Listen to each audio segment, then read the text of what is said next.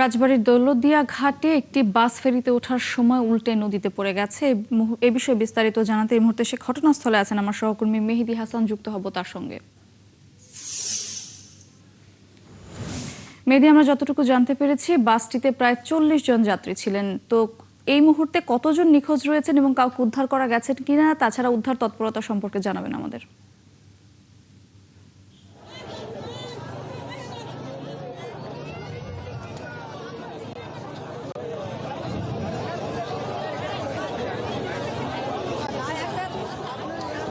মৌটসী, আপনি জানেন যে ঈদের আনন্দ শেষ করে মানুষ কিন্তু কর্মস্থল ঢাকায় ফিরছে।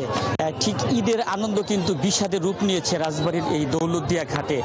আপনি জানেন যে এখন থেকে ঠিক আধা ঘন্টা আগে এই রাজবাড়ির একটি সৌহার্দ্য পরিবহন বাস এই দৌলতদিয়ার ৩ নম্বর ফেরিঘাটে উঠতে গিয়ে আমরা যতটুকু জানতে পেরেছি, আমরা স্থানীয়দের সাথে কথা বলেছি, প্রত্যক্ষদর্শীদের সাথে কথা বলেছি, আমরা জানতে পেরেছি যে এই ৩ নম্বর ঘাটে যখন বাসটি আসে রাজবাড়ী থেকে, সে বাসে কিন্তু ৫৫ জন যাত্রী ছিল। সে যাত্রী সহ এই ঘাট দিয়ে ফেরিতে উঠতে গিয়ে বাসটি কিন্তু পদ্মার পানিতে পড়ে যায় এবং যখন পদ্মার পানিতে পড়ে যায় তখন কিন্তু বাসটিতে যাত্রী ছিল, যাত্রী নিয়েই কিন্তু সে বাসটি পদ্মার মধ্যে পড়ে যায়। আমরা দেখেছি যে দৌলতদিয়া ঘাট এলাকায় কিন্তু একটি উদ্ধারকারী জাহাজ হামজা এনে রাখা হয়েছিল আগে থেকেই। উদ্ধারকারী জাহাজ হামজা এরই মধ্যে কিন্তু তার কার্যক্রম শুরু করেছে। আমরা দেখতে পাচ্ছি যে হামজা উদ্ধার কাজ শুরু করেছে। আপনি দেখছেন যে এরই মধ্যে কিন্তু দৌলতদিয়া ঘাটের ৩ নম্বর ঘাট এলাকায় পুরো লোকারণ্য হয়ে গিয়েছে। মানুষ কিন্তু উৎসুক জনতা, তারা কিন্তু দেখতে আসছে যে এখানে আসলে যে মর্মান্তিক ঘটনাটি ঘটেছে। মানুষ ঈদ শেষে প্রিয়জনের সাথে ঈদের আনন্দ শেষ করে তারা কর্মস্থলে ফিরছিল।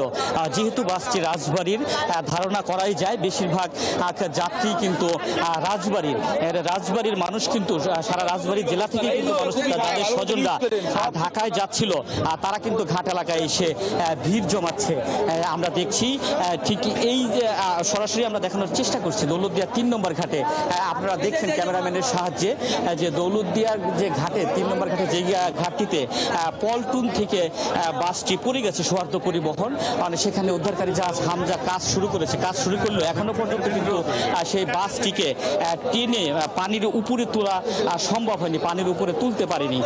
তবে মানুষের যে ভিড়, সে ভিড় ঠেলে প্রশাসনের কিন্তু অনেকটাই উদ্ধার কাজ ব্যাহত হচ্ছে, উদ্ধার কাজ হিমশিম হচ্ছে। আমরা একটু সামনে দেখানোর চেষ্টা করি যেই স্থানটিতে বাসটি তলিয়ে গিয়েছে। আমরা এই কিছুক্ষণ আগে বিআইডব্লিউটিসির যিনি ব্যবস্থাপক রয়েছে, ব্যবস্থাপকের সাথে আমরা কথা বলেছি। বিআইডব্লিউটিসির ব্যবস্থাপকও আমাদেরকে জানিয়েছেন যে ঈদযাত্রা এরই মধ্যে কিন্তু এলাকায় বিষাদে রূপ নিয়েছে।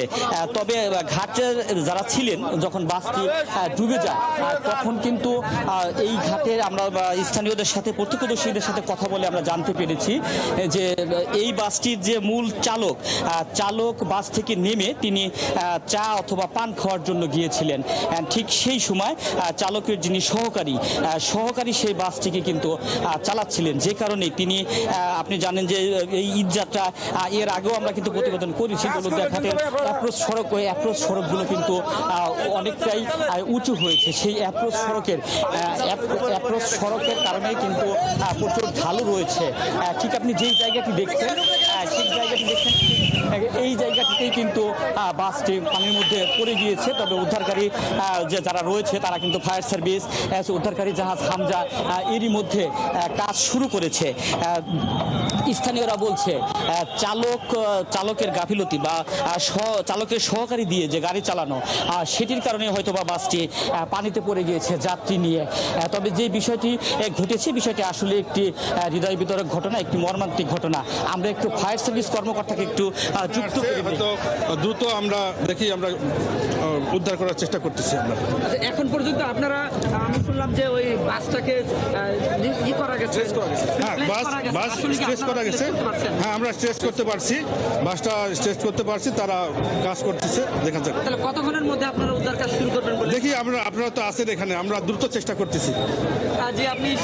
আপনারা শুনছিলেন, আমরা একটু সংযুক্ত করতে চাই। আমাদের এখানে ফায়ার সার্ভিসের কর্মকর্তা রয়েছেন জনাব সোহেল রানা। সোহেল রানা ভাইয়ের সাথে আমরা একটু কথা বলি যে যা বাসটি সম্পর্কে আমরা তার কাছ থেকে একটু জানার চেষ্টা করি বিস্তারিত। ফায়ার সার্ভিসের কর্মীরা কখন নাগাদ বা পুরোপুরি উদ্ধার কাজ শুরু করে, যদিও উদ্ধারকারী জাহাজ হামজা এরই মধ্যে কিন্তু ঘটনাস্থলে কাজ করছে। আপনারা দেখছেন যে যেই স্থানটিতে এই হৃদয় বিদারক ঘটনা ঘটেছে সেখানে কিন্তু একেবারেই লোকে লোকারণ্য, এত লোকের উপস্থিতি, যে কারণে উদ্ধারকারী দলের কিন্তু উদ্ধার করতেও কিন্তু অনেকটাই ব্যাক পেতে হচ্ছে। তার মধ্যে দিয়েও কিন্তু ফায়ার সার্ভিস, উদ্ধারকারী জাহাজ হামজা সহ প্রশাসনের যারা লোক রয়েছে তারা কিন্তু চেষ্টা করে যাচ্ছে। আমরা অল্প কিছুক্ষণের মধ্যে ফায়ার সার্ভিসের কর্মকর্তাদেরকে একটু যুক্ত করার চেষ্টা করব। তিনি একটু ফোনে কথা বলছেন, আমরা একটু চেষ্টা করবো যে ফায়ার সার্ভিসের কর্মকর্তাকে যুক্ত করার জন্য। আমরা একটু ততক্ষণে আপনাদেরকে দেখাতে চাই যে আসলে যেই স্থানটিতে এই মর্মান্তিক দুর্ঘটনা ঘটেছে সেটিতে কিন্তু এখনো কিন্তু বাসটিকে শনাক্ত করা সম্ভব হয়নি, বাসটিকে এখনো পানির উপরে নিয়ে আসা সম্ভব হয়নি। যে কারণে স্থানীয়রা মনে করছেন, প্রত্যক্ষদর্শীরা মনে করছেন বাসের মধ্যে যে যাত্রীরা ছিল তারা কিন্তু কেউ যে উদ্ধার হয়েছে এ ধরনের কোনো প্রত্যক্ষদর্শী আমরা পাইনি, আমাদের কারোর সাথে কথা বলার মতো সুযোগও হয়নি। বাসে যারা যাত্রী ছিল তাদেরকে কিন্তু কাউকে আমরা এখনো পর্যন্ত পাইনি, তাদের সাথে আমরা কথা বলতে পারিনি। আমরা এসে যতটুকু জানতে পেরেছি বাসে যারা যাত্রী ছিল তারা এখনো পর্যন্ত সেই বাসের মধ্যেই রয়েছে। তবে ধারণা করাই যাচ্ছে একটি মর্মান্তিক ঘটনা, একটি হৃদয় বিদারক ঘটনা কিন্তু এই দৌলতদিয়া ঘাটে ঘটেছে। যারা ঈদ করতে এসেছিল স্বজনদের সাথে, সেই ঈদ যাত্রা এখন কিন্তু বিষাদের রূপ নিয়েছে। দৌলতদিয়া ঘাটে এখন একেবারেই শোক সন্তপ্ত হয়ে পড়েছে। তবে রাজবাড়ির যেহেতু বাস, আমরা আবারও একটু আপনাদেরকে অবগত করছি, যেহেতু বাসটি রাজবাড়ির সৌহার্দ্য পরিবহন, সেক্ষেত্রে ধারণা করা যাচ্ছে অধিকাংশ যাত্রী রাজবাড়ির। এরই মধ্যে আমরা দেখেছি বাংলাদেশ সেনাবাহিনীর সদস্যরা ঘটনাস্থলে এসে পৌঁছেছেন, তারা উদ্ধার কাজে তাদের ফায়ার সার্ভিস সহ যারা রয়েছে তাদেরকে সহযোগিতা করে যাচ্ছে। এর মধ্যে সেনাবাহিনীর সদস্যরা এসেছে, পুলিশ সদস্যরা এসেছে, ফায়ার সার্ভিসের অন্যান্য টিমের যারা কর্মকর্তা রয়েছে তারাও কিন্তু ঘটনাস্থলে এসেছে। তবে এই যে বাসটি পানির মধ্যে পড়ে যাওয়া, এটি আসলে একটি মর্মান্তিক ঘটনা। স্থানীয়রা বলছে চালক নয়, সহকারী গাড়িটি চালাচ্ছিল।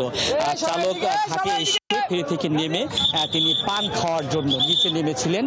ঠিক সেই সময় তার যে সেই সহকারী বাসটিকে চালিয়ে নিয়ে আসছিল এবং সেই সময় ব্রেকটি কাজ না করার কারণে, বাসের সৌহার্দ্য পরিবহনের বাসের ব্রেক কাজ না করার কারণে বাসটি কিন্তু পানির মধ্যে পড়ে যায়। এর মধ্যে আমরা দেখতে পাচ্ছি রাজবাড়ির পুলিশ প্রশাসনের ঊর্ধ্বতন কর্মকর্তারা ঘটনাস্থলে এসে পৌঁছেছে।